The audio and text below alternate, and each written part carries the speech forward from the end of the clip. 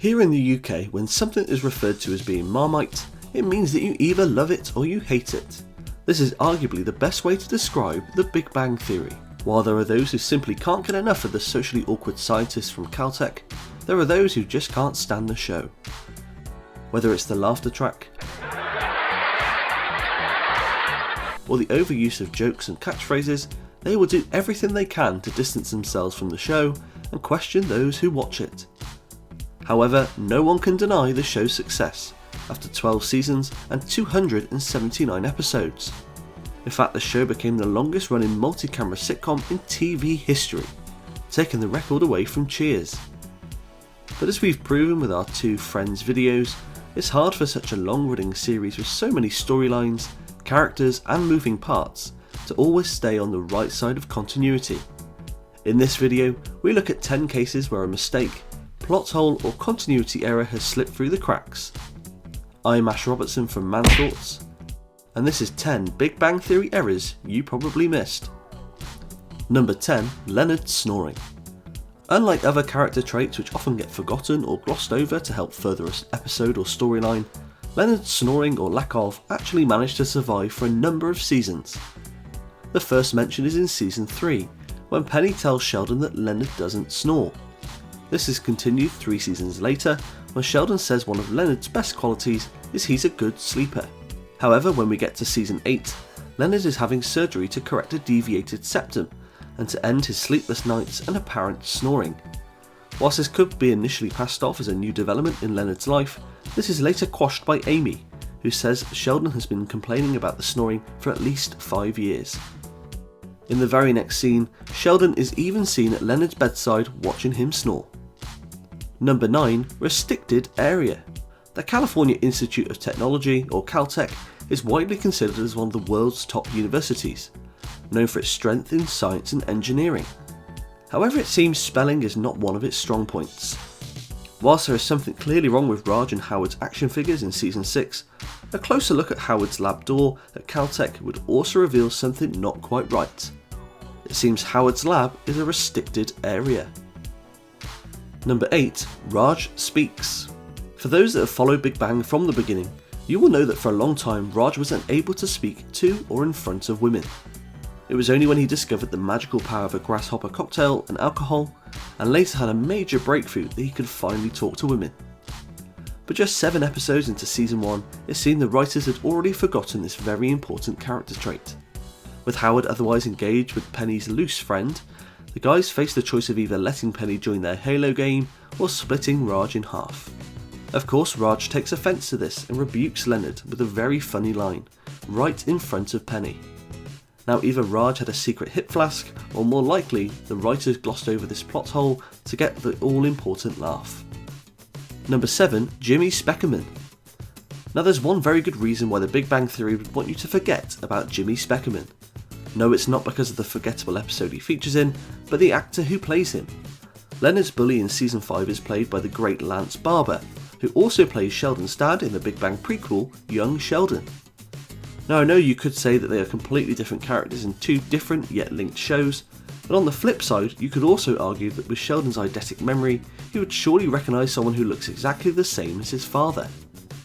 Whilst many fans struggled to compute this when Young Sheldon debuted, the reality is that the producers would not have wanted to miss out on Lance Barber's great talents just because of a very small 1-episode role he played in season 5. Number 6. Penny's apartment hangs out. For the majority of the series, apartment 4B is home to Penny, the feisty yet attractive actress who made the move from Nebraska to follow her dream. Towards the end, it became the home of Amy and Sheldon, following a successful 5-week cohabitation experiment.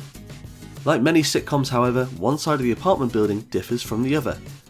In the case of the Big Bang building, it's drastically different. If you look at the lobby, the entrance door is just a couple of steps from the staircase. This continues up the stairs and is almost in line with the door to 4B. This would mean that the apartment would actually hang out from the building, and would probably overhang the sidewalk and possibly even the road. Maybe that's why they had such a good view of the food truck in season 11.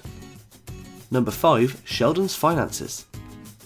Whilst it may seem impossible for us mere mortals to understand the gang's scientific equations, it seems it would be just as challenging to work out Sheldon's finances. In season 1 we are given the impression that Sheldon is tight on money, as he says he would ask Leonard to lead if he could afford the rent. However, one season later, Sheldon is quite happy to lend Penny large amounts of money that he's not using, stored away in a snake-protected can disguised as peanut brittle. When she resists, he explains how his expenses account for 46.9% of his after-tax income, with the rest divided among a savings account, the brittle container, and Green Lantern's butt. Furthermore, in season 3, Howard discovers thousands of dollars in uncashed checks in Sheldon's desk. His reason for not cashing them is because of a distrust in banks, and that the things he desires have not yet been invented. So not only are Sheldon's finances so silly for someone so intelligent, when you consider Sheldon regularly eats out, is an avid collector of comic books and memorabilia, along with the sizable amount of savings and uncashed checks he has, surely he would have been able to have afforded the rent by himself. Number 4. Bob or Wyatt. One of the biggest unsolved mysteries surrounding Big Bang has always been Penny's original surname, but that's not the only mystery surrounding Penny and her family. During a brutal diagnosis from Leonard's neuroscientist mother, Dr. Beverly Hofstadter, in season 2, Penny calls her dad Bob. But later on in the series, in season 4, we finally meet Penny's father, who is now called Wyatt. Now either Penny's dad has decided to change his name after all these years, or more likely, the writers forgot this small piece of dialogue from 2 seasons prior. Number 3. Getting married in Vegas. Staying with Penny, in season 8 she reveals that her and her old boyfriend Zach had what they believe to be a fake wedding in Las Vegas. However, the gang are quick to correct her, arranging for the divorce papers to be signed over Thanksgiving dinner at Howard's mum's house. So we could argue that maybe Penny didn't even know her own surname.